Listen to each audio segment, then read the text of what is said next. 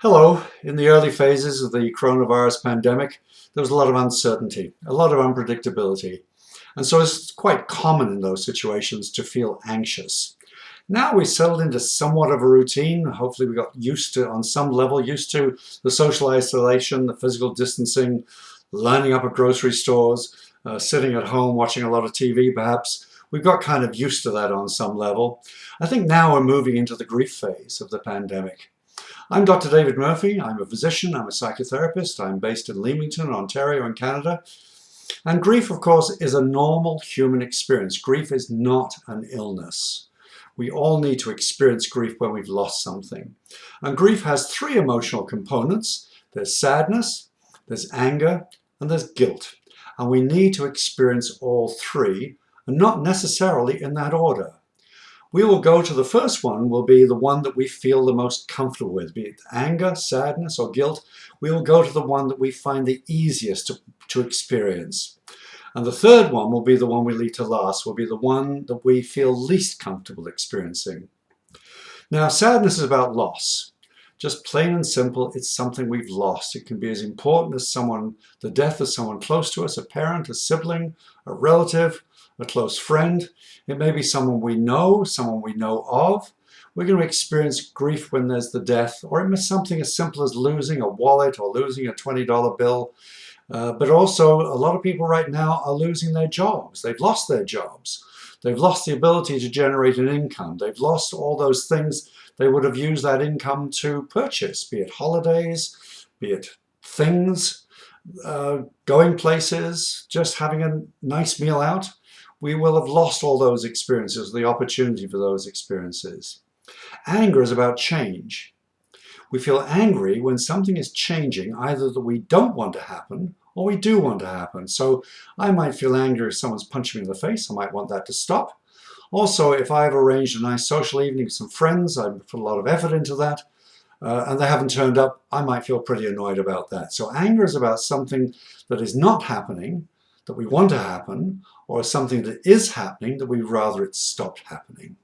And so grief is an important part of that. So when we've lost something, certain things are starting that we really don't want to start. And we'd like to have things back in place the way they were. So we might feel angry about that. Guilt we experience when we have done something or failed to do something that offends our own personal values. We have done something that we think is personally wrong. And guilt, again, is a normal experience for that. If we don't feel the guilt, then we're not going to correct it. So we need a different strategy for each of those three different emotional experiences. With sadness, we need to know what we have lost. The sadness tells us what we've lost. Can we replace it? I might be able to earn another $20 bill. I might be able to buy another wallet. We can't replace a parent. We can't replace a sibling. And so we need to be able to accept that someone has passed away and we will not be seeing them again. That is part of the process. And so once we've either decided to replace what we've lost or accepted that we can't replace it, we need a plan for life from here on in, and we need to put that plan into action. And when we've put that plan into action, the sadness will start to resolve. The same thing with anger. With anger, either I make something stop happening. Hey, perhaps I'm a black belt in karate. I stop them punching my face. And also, if someone's not turned up, perhaps I phone them up. Have you forgotten? Oh, yes, we're on our way. The car wouldn't start. So I make some different change. I make it happen or I stop it happening. And to do that, also, I need to accept what was going on before and then make a plan and put that plan into action. Guilt. Have I done something? Have I failed to do something? In order to, perhaps I didn't say goodbye to someone who has passed away. Perhaps I regret not sorting out a conflict we had with each other before they went. It might be that I've done something to offend someone. I need to apologize for that. So if we can, we use the guilt, we decide what we've done wrong, we make amends if we can. If we can't make amends directly, we need to do that with our own heart. And remember, forgiveness is the gift that we give to ourselves. It's not really for the other person, although it helps them too in most situations. So then we need to make a plan as to how I'm going to make amends. I need to make a plan for how I'm going to put that into action. I need to make a plan for never doing that wrong again. And again, once I got the plan, once I got the action, then the guilt will resolve itself. I store it away in my memory banks. I don't want to forget it, but I don't need to experience it all the time.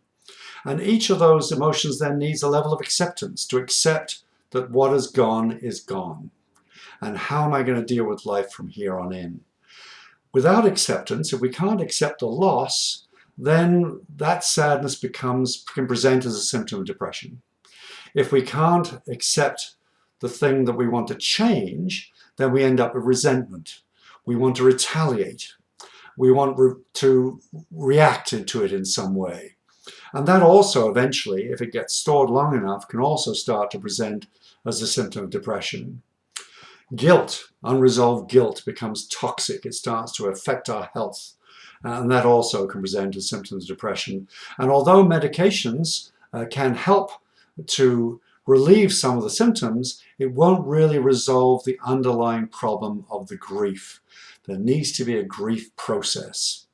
And so we always need a plan. We need to put that plan into action.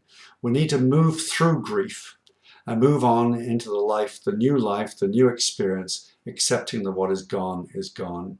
And so as Winston Churchill once said, when you're going through hell, keep on going.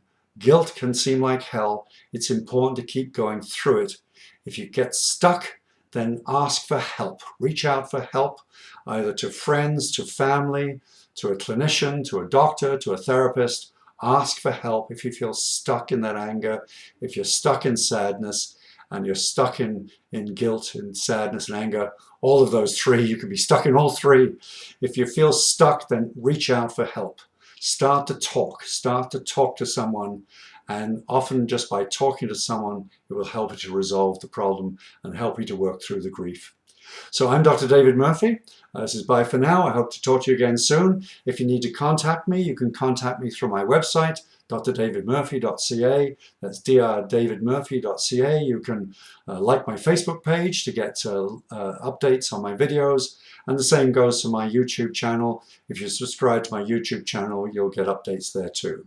So I hope to talk to you again soon. This is Dr. David Murphy saying goodbye for now.